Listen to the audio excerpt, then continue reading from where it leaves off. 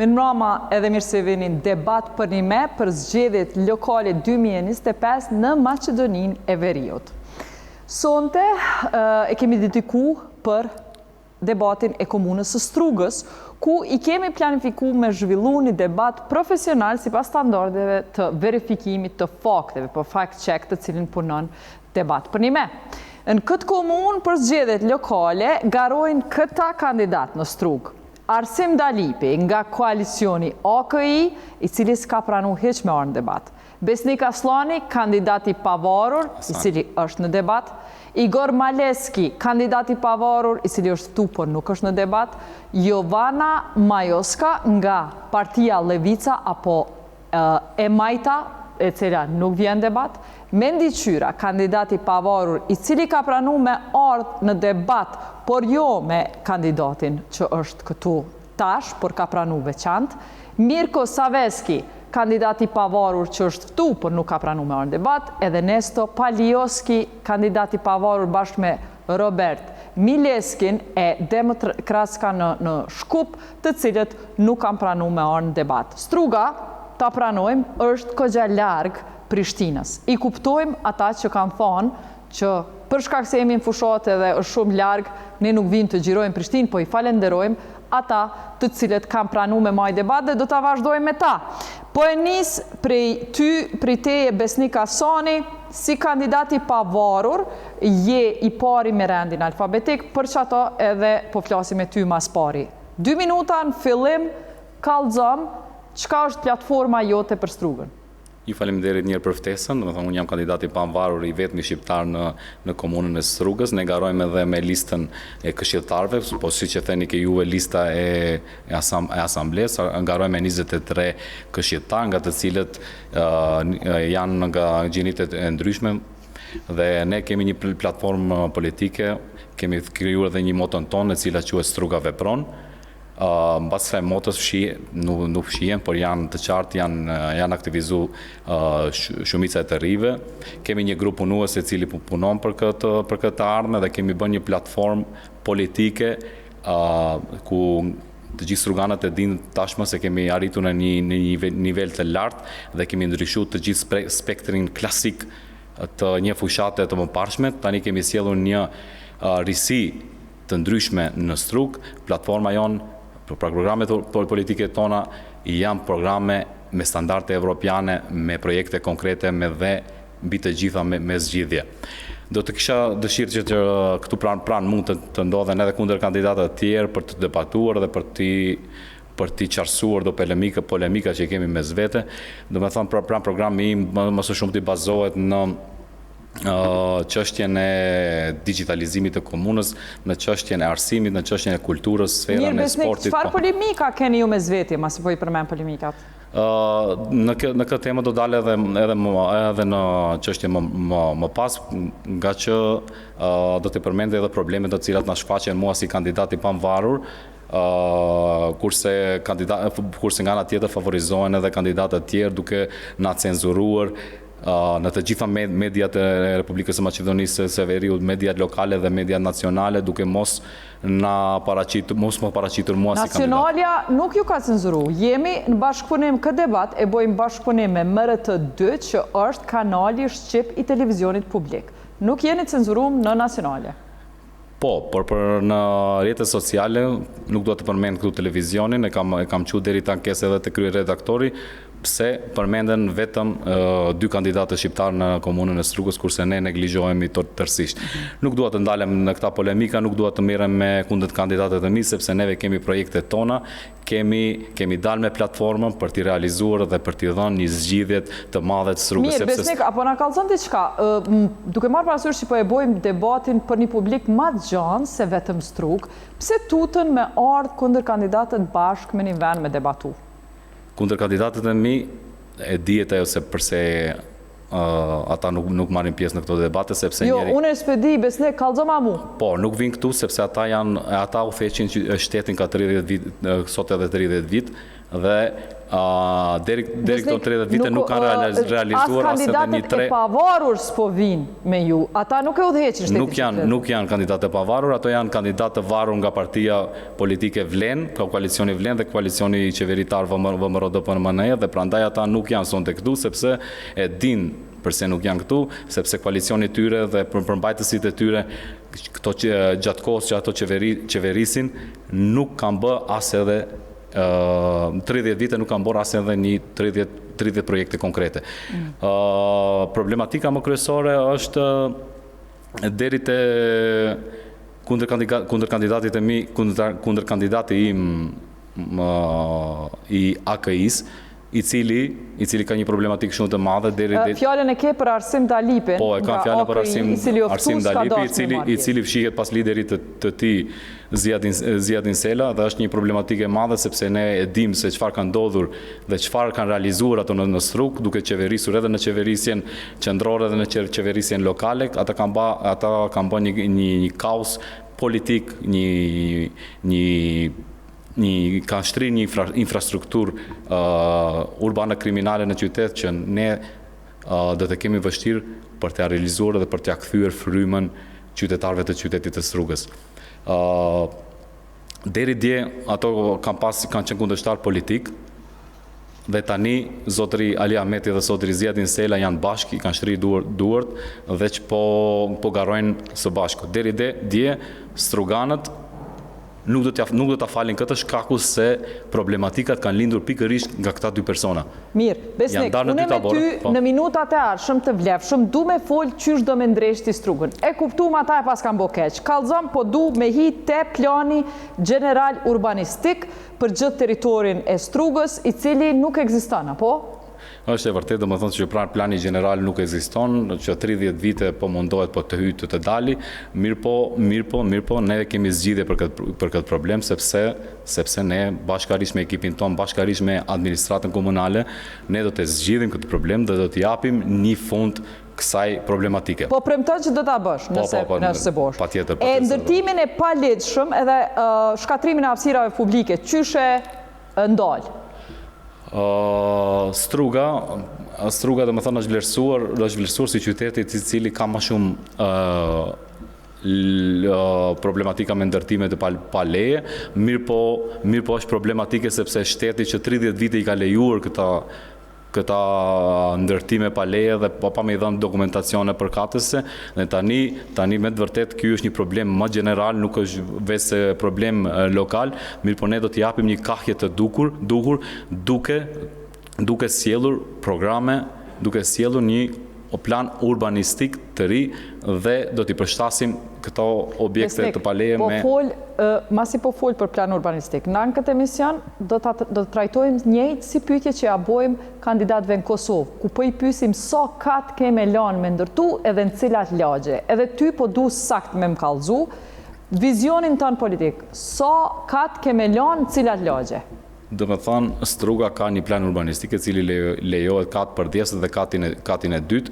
Do me thënë, kjo do tjetë maksimalja me cilën ndërtohet, sepse desha të përmenë sepse në Strug ndërtohen ndërtesa, mirë po nga ana tjetër ne kemi problem me furnizimin e ujit deri te këto ndërtesa kashte të larta, kemi probleme me kanalizimin i cili derdhet në liçenin e Ohrit, kanalizimi i cili derdhet në drinën e Zi, problematika, domethënë me ujërat atmosferik, kemi probleme me parkingjet. Qyshin drejt? Deri tani këta janë mos e të realizuara, ne nuk mund t'i kthejmë mbrapa, nuk mundemi të realizojmë, por do t'japim një zgjidhje në të ardhmen dhe nuk do të lejojmë që këta ndërtesat të ndërtohen pa një plan konkret. Okej, afër liçanit, ma konkretisht po të pyes, afër Lumit keni ndërtime pa leje. Edhe afër liçanit keni ndërtime pa leje. Po i gjithë bregu është në zonë, madje është vështirë me kalu njerëzit aty. Çka keni me bo për qëto uzurpime rreth e përqark Lumit kryesor, liçanit të Ohrit që ju takon edhe Strugës?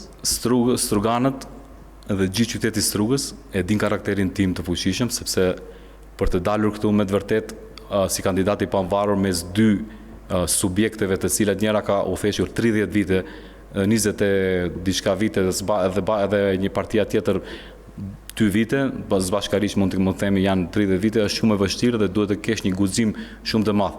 Mirë po, guximi im vjen jo nga shefat e mi, sepse unë nuk kam shefa mbi krye, unë kam popullin mbrapa mua.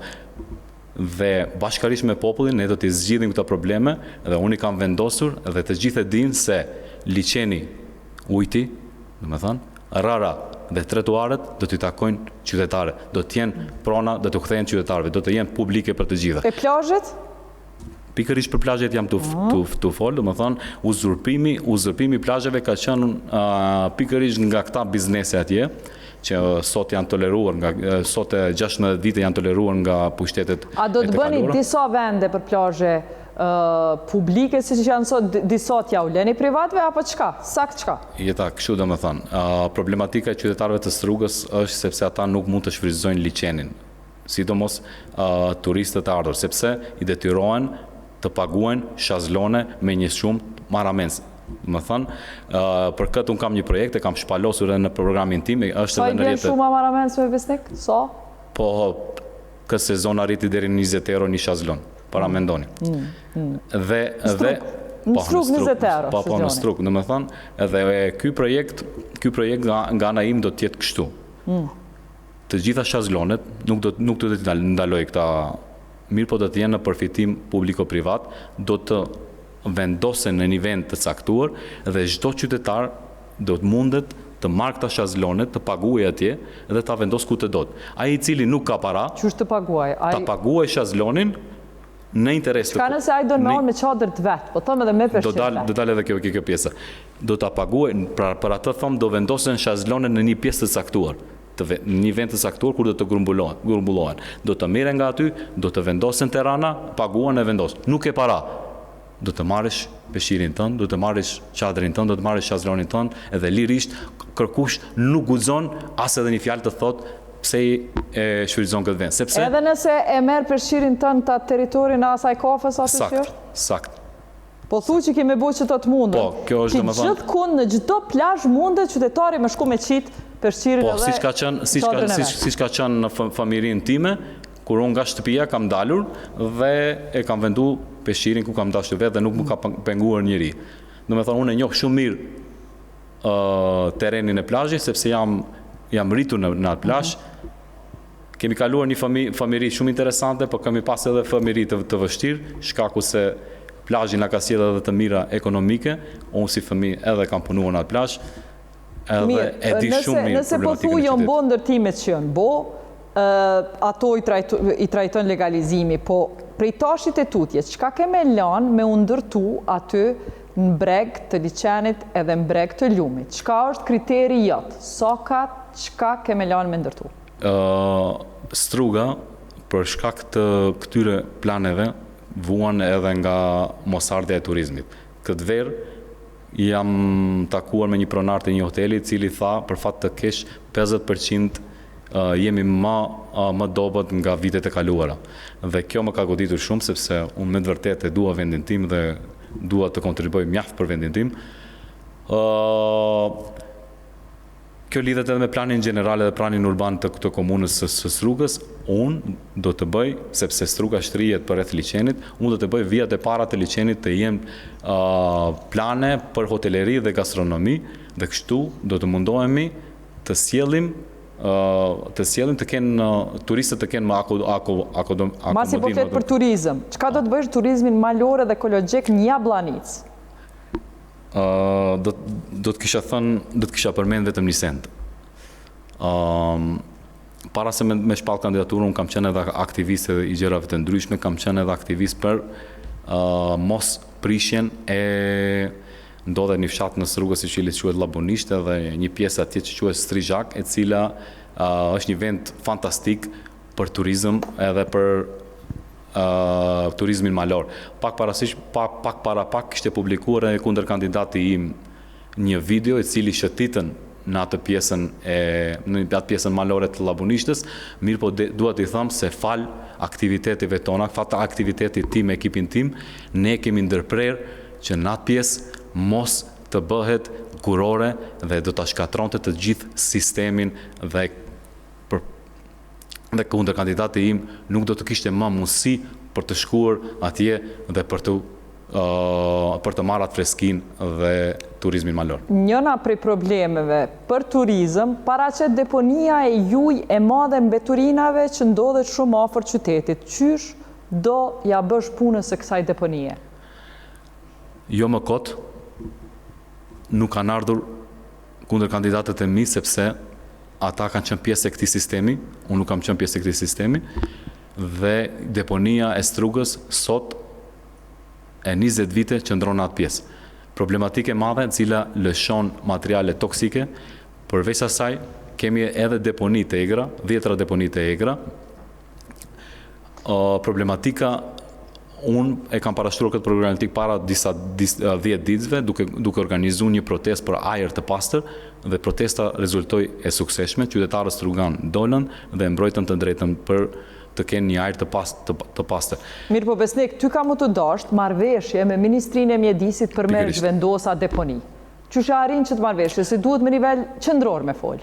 Pikërisht, domethënë deputeti kundër kandidatja që përmendet Jovana është deputete në Parlamentin e Maqedonisë së Veriut, mirë po, deri tani nuk ka përmendur asnjëherë çështjen e deponisë.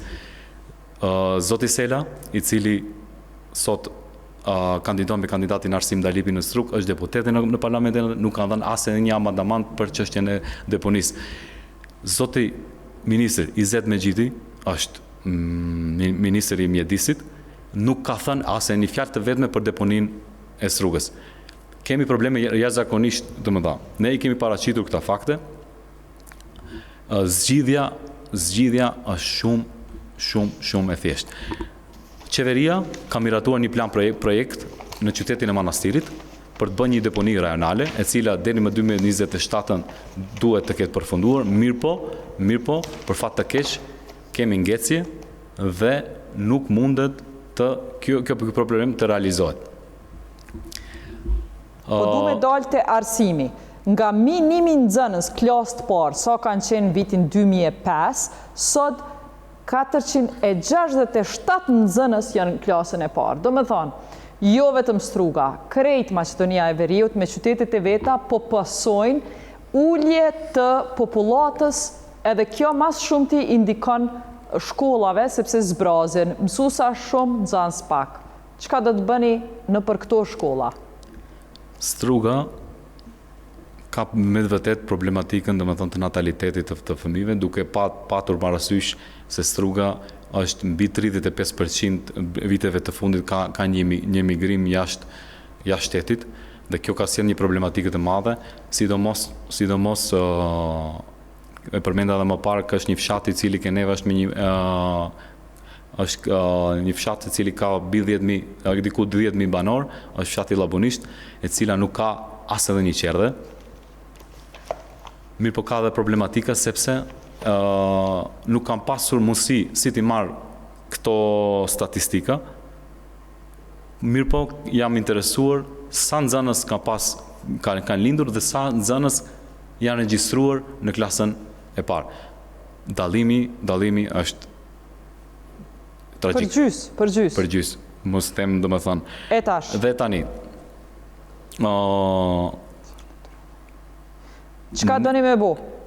Unë s'po them që ju mundeni me diku Besnik, s'po të pyes qysh do me ul migrimin. Ty duhet me riorganizu punën e mësuesave. Pikërisht, domethënë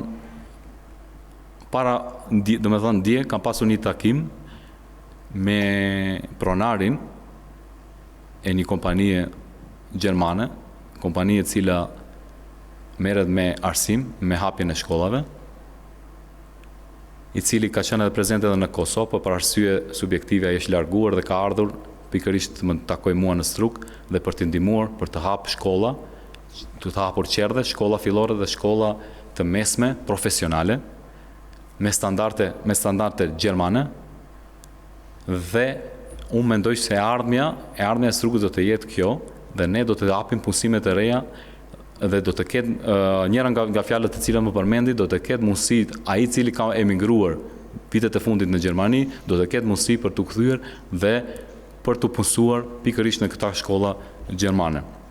Po thu, përmene punësime, Besnik, në komunën e Strugës janë 400 pustum vetëm në administrat, që i kushtojnë komunës 4 milion në vit. A mendon ti që këta të punësum janë shumë, a mendon që janë taman, a mendon që janë pak? Jeta, unë kam bërë një analizë detajuar të buxhetit të Strugës. Buxheti i Strugës në vjet ka 24 milion, është një buxhet për 24 milion euro. 70%, jo 4 milion, po 70% të buxhetit kalon transferet e rrogave. Qerdhet, shkollat dhe institucionet tjera. Unë mendoj që është e pamundur me këtë mbetje 30% për të investuar dhe për të ngritur nivelin e arsimit në Strugë. Mirë, po cila është zgjidhja? Ka zgjidhje të ndryshme. Një nga zgjidhjet që do të marr unë do të shkurtoj të gjitha benefitet të cilat i përdorin udhëheqësia e komunës së Strugës. Drejtorët, duke nisur nga unë si kryetari i komunës, drejtorët, udhëheqësit, duke ju zvogëluar rrogat të cilat i kanë ngritur udhëheqësit, mirë, po nuk bëjnë asnjë punë. Kujt ja zvogëlon rrogën? Drejtorave dhe udhëheqësve në komunë. Domethënë, këta marrin në rroga i marrin rroga shumë të larta, mirë, po nuk bëjnë asgjë. Dhe ky stangnim na ka sjellë deri në këtë situatë. A ta lejon ty ligji me i ul rrogat? Normalisht që ligji e lejon për t'i ulur rroga, sepse ka një llogaritje atje se si bëhet edhe kjo llogaritje. Okej, nëse vjen pushtet, Besnik, jemi në fund të misionit, po du i kom pyetjet e shpejta. Nëse vjen pushtet, a keme largu punëtor prej punës, sidomos punëtor militanta që nuk janë të kualifikuar për çat punë? A keme largu? Jeta, unë kam hyrë në këtë punë duke mos prekur dhe mos scenuar dinjitetin e askujt. Ata të cilët janë punësuar do të jenë në vendet e tyre të punës, nuk do t'i prek askush, mirë po, do të jenë të angazhuar për të realizuar projektet tona. Mirë, nëse ke akt akuz, a jep dorëheqje nëse të bëhet në akt akuz? Për çfarë akt akuze më? Për vepër penale. A jep dorëheqje nëse të bëhet ndonjë akt akuz? Nga kush? Nga kush? Ka pushteti i prokurorisë, drejtësisë, a jep dorëheqje nëse drejtësia e Maqedonisë së Veriut ta bën akt akuz? A jep dorëheqje? Unë mendoj që ajo akt akuz njëherë pikë së pari duhet të jetë e bazuar në ligj. Aha. Duhet të jetë e bazuar në ligj. E nëse bëhet? Edhe një person është i fajshëm kur vërtetohet me vendim të plotfuqishëm të gjykatës. A kemi përdor veturën personale, veturën e komunës për çështje personale? Jo. Domethënë, unë kam për qëllim bile fare mos përdor sepse jetoj në qytet edhe jam jo më larg se 3 minuta nga komuna Godina e komunës së Strugës. A kemi i bë transparente çysh harxhohen paret për dreka, darka, reprezentacion? Po, sepse ne do të kemi një sistem i cili do të quhet e-Struga. Ky sistem do të jetë shumë efikas duke dhënë transparencë të plotë të komunës, duke ulur korrupsionin dhe duke e degraduar, në thojza them, autoritetin e kryetarit të komunës. Si, do të më lejoni ta shpjegoj, ky digitalizim i komunës do të jetë çdo qytetar do mund të aplikojë dhe konkretisht mund ta shohë se cili administrator qëndron lënda. Do të qëndrojë afati i zgjidhjes së lëndës, emri administratorit, numri telefonit, emaili dhe në çdo kohë personi i cili ka nevojë do të kontaktoj këtë administrator pa rezervë. Në qoftë se ky administrator nuk i përgjigjet kushteve, nuk i përgjigjet këtij qytetari, atëherë ai do të merret në masë disiplinore dhe të përgjigjet për... Sa gra drejtoresha emëron nëse bëhesh kryetar? Unë nuk dua të luaj rolin e diktatit, sepse unë nuk kam militant partijak të cilët më vjen mbrapa dhe më lusin mbas zgjedhjeve do jem unë drejtor këtu, unë do jem drejtor aty, sepse aktivistët e mi janë aktivistë të cilët duan ndryshimin. Unë personalisht dhe publikisht do të them se në drejtoritë e shkollave do e zgjedhë këshilli i prindërve. Udhëheqësin e shkollës do të zgjedhë këshilli i prindërve. Kjo është komfort ligjit dhe kështu në këtë mënyrë do të zgjidhet. A i bën publike vendimet që i merr edhe ti si kryetar nëse bosh, edhe këshilltarët komunal. A i bën publike gjitha? Në platformën time, në programin tim politik, unë kam shpalos edhe transmetimin direkt të këshillit komunal.